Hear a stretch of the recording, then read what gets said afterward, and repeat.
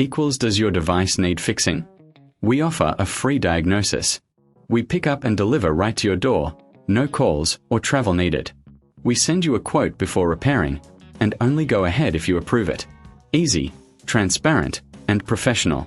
Link in description. To start, ensure your Thermomix TM21 is unplugged. Gather your tools, a screwdriver, a wrench, and a clean cloth for internal cleaning. Begin by removing the base screws. Keep them safe for reassembly. Once the screws are out, gently lift the base off. This exposes the internal components. Next, locate the clutch assembly. Inspect it visually for any wear or damage. If it looks worn, it's time for a replacement. Carefully disconnect the old clutch. Remember, professional diagnosis without obligation is available if you're unsure.